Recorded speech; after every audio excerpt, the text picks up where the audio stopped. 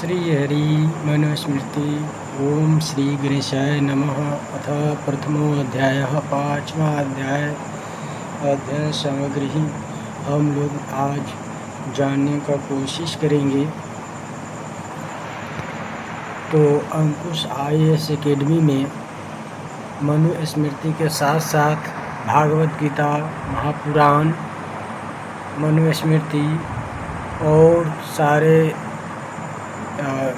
वाल्मीकि रामायण है, सारे यानी सनातन संस्कृति का जो भी पाठ्यक्रम है वो सारे चीज़ आपको उपलब्ध कराने का मैं कोशिश कर रहा हूँ। प्यारे साथियों, यदि आपके स्मरण शक्ति बेहतर है तो आप सुन सकते हैं और बेहतर ढंग से समझ सकते हैं, या फिर आप हार्ड कॉपी यदि पढ़ने में सक्षम है तो पढ़ सकते हैं। यदि आप सक्षम नहीं हैं तो सुन सकते हैं, सुन नहीं सकते हैं तो कोई बात नहीं है, मानव जाति से त्याग दे दीजिए और किसी और योनि में जन्म लेकर के जीवन व्यतीत कीजिए, वही बेस्ट होगा। क्योंकि मानव जाति में जन्म लेने के बाद यदि अपना कर्तव्य जो शिक्षा के अनुरूप हो वो करने में सक्षम नहीं है तो वास्तव में यह बहुत ही कठिनाईदायक जीवन हो सकती है। तो आज हम लोग पढ़ेंगे इस प्रकार स्नातक ब्राह्मण के धर्मों को सुनकर अग्निवंशी महात्मा भृगु से ऋषियों ने कहा, हे प्रभु, इन विधियों से धर्माचरण करने वाले ब्राह्मणों को मृत्यु कैसे मार सकता है। यह सुनकर मनुवंशी भृगु उन ऋषियों से बोले, सुनिए, जिन कारणों से मृत्यु धर्माचरण करने वाले ब्राह्मणों को मार सकता है, वेदाभ्यास न करना, सदाचार को छोड़ना, सदा आलसी रहना और अपवित्र भोजन से मृत्यु मार देता है। लहसुन, शलगम, प्याज, कुकुरता और दूसरे अपवित्र खाद्य से पैदा होने वाले पदार्थ द्विजों को नहीं खाने चाहिए। वृक्षों से आप ही निकला या काटने से निकली लाल गोंद, गुलर, लह, सोडा और 10 दिन के भीतर में गौड़ के दूध का पाक इन पदार्थों को अवश्य छोड़ना चाहिए। तिल, चावल की खिचड़ी, दूध, गुड़, आटे की लस्सी, दूध का पाक, मालपुआ, बिना संस्कार का मांस, देव निमित्त बना अन्न, यज्ञ का हविष्य, इन पदार्थों को देवार्पण बिना किए खाना नहीं चाहिए। 10 दिन के अंदर ब्याई गौ का दूध, ऊँटनी का दूध, एक खुर वाली गधी, घोड़ी आदि का दूध, भेड़ का दूध, गर्भवती गौ का दूध और जिसका बच्चा मर गया हो उस गौ का दूध नहीं पीना चाहिए। भैंस को छोड़कर सब जंगली पशुओं का दूध और स्त्री का दूध और बिगड़कर खट्टा हुआ पदार्थ नहीं खाना चाहिए। खट्टे पदार्थों में दही, मट्ठा, अच्छे फूल फल के अर्क, गुलाब, केवड़ा आदि खाना पीना चाहिए। कच्चा मांस खाने वाले पक्षी, शकुन वाले पक्षी, गांव वासी पक्षी, अभक्ष्य पक्षी, एक खुर वाले ऊँट, घोड़ा और टिड्डी यह सभी अभक्ष्य है। बत्तख, हंस, चकवा, गांव की मुर्गा, सारस, जल, काक, पपीहा, तोता और मैना यह सब अभक्ष्य है।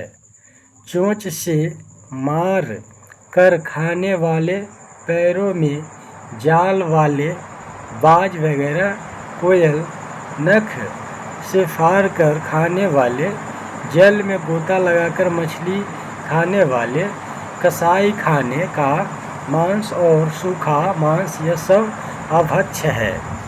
बंगला, बत्तख, काला कौवा, खंजन, मछली खाने वाले पंछी, सूअर और सब प्रकार की मछली यह सब अभक्ष्य है। जो जिसका मांस खाता है वह उस मांस को खाने वाला कहलाता है, पर मछली खाने वाला सबका मांस खाने वाला कहा जाता है। इसलिए मछली नहीं खानी चाहिए, क्योंकि मछली सब का मांस खाती है।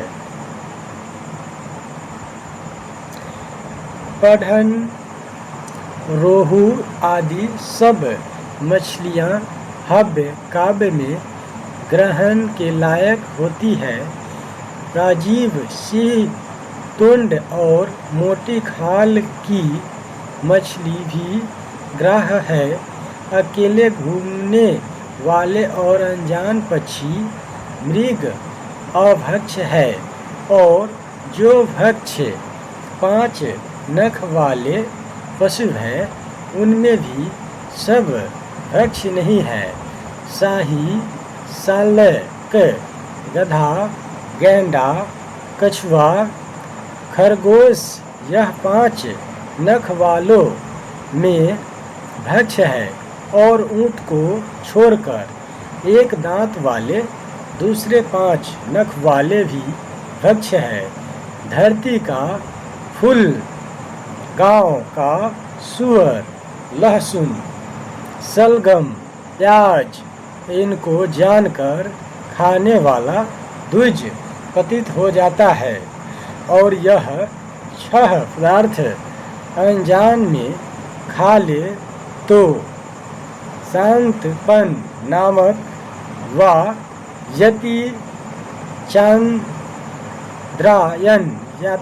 यति चंद्रायन नामक प्रायश्चित करे, और लाल गोंद आदि खा ले तो एक दिन उपवास करे। बिना जाने कोई अभक्ष्य पदार्थ खा ले तो उसकी शुद्धि के लिए ब्राह्मण को 1 वर्ष में एक कृच्छ व्रत अवश्य करना चाहिए, और जानकर खा लिया हो तो विशेष प्रायश्चित करना उचित है।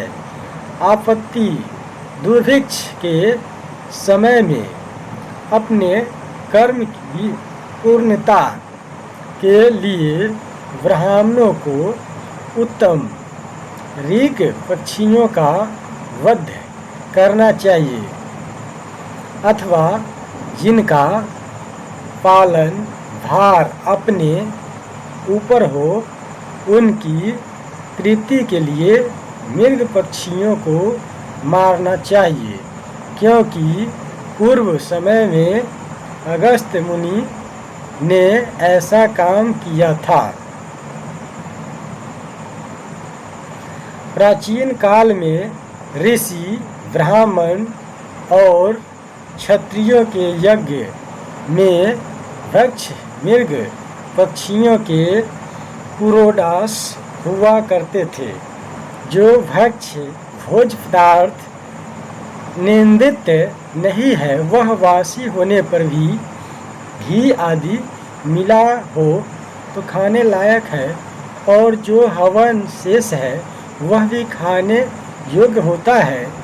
जौ, गेहूँ के पदार्थ, दूध के पदार्थ अधिक दिन के बने हो पर घी से तर न हो तो उसको भी नहीं खाना चाहिए।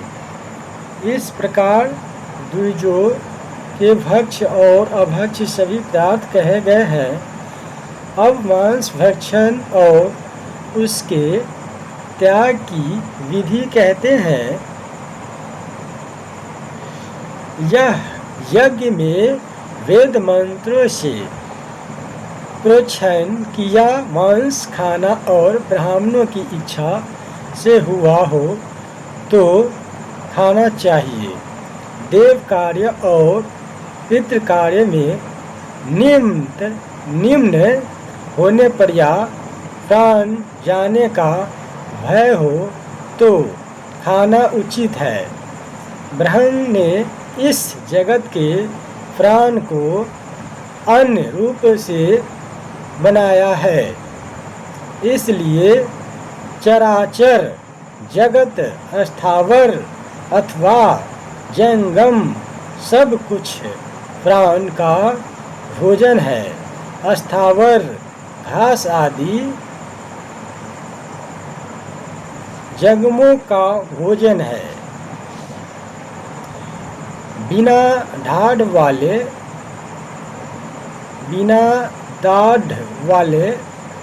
वाले का भोजन है। बिना हाथ वाले का जैसे मनुष्यों को मछली भोजन है और मृग आदि सिंहादि के भोजन है। जो भक्षण के योग्य प्राणी है उनको प्रतिदिन खाने से खाने वाला दोष भागी नहीं होता है, क्योंकि भक्षण करने योग्य प्राणी और उनके भक्षकों को परमात्मा ने ही रचा है। यज्ञ के निर्मित से मांस भक्षण दैवी विधि कहलाती है, लेकिन देवार्पण के बिना मांस खाना राक्षसावधि कही जाती है। स्वयं खरीद कर या आप ही मार कर अथवा दूसरे से लाकर दिया हो ऐसे मांस को देवता और पितरों को अर्पण करके खाने से दोष नहीं होता। आपत्ति काल न हो तो विधि को जानने वाले द्विज कभी भी मांस भक्षण अवधि से न करे, क्योंकि बिना विधि से जो मांस भक्षण करता है उसके मरने पर उसका मांस वह प्राणी खाते हैं।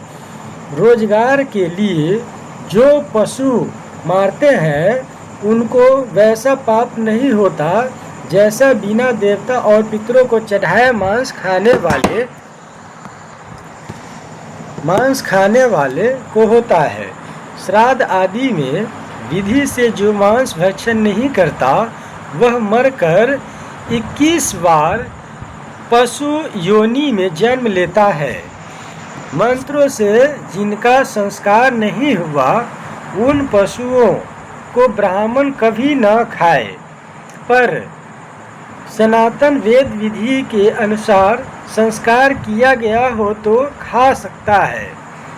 मांस खाने को इच्छा हो तो घृत का पशु या मैदा का पशु बनाकर यानी मैदा का पशु बनाकर विधि से मांस खाए, पर देव निमित्त के बिना पशु मारने की इच्छा कभी नहीं करनी चाहिए। बिना देव नीति के जो वृथा पशु हिंसा करता है वह मरने पर जितने पशु रोम है उतने जन्मों तक उस पशु के हाथ से मारा जाता है। ब्रह्मा ने स्वयं ही यज्ञ के लिए पशुओं को बनाया है और सब यज्ञ जगत के कल्याण के लिए है। इसलिए यज्ञ में जो पशु वध होता है वह वध नहीं है। औषधि, पशु, वृक्ष, पक्षी आदि यज्ञ के लिए मारे जाने से उत्तम गति को पाते हैं। मधुपर्क यज्ञ, श्राद्ध और दैव कर्म में पशु वध करना, दूसरे कर्मों में न करना, यह मनु जी की आज्ञा है।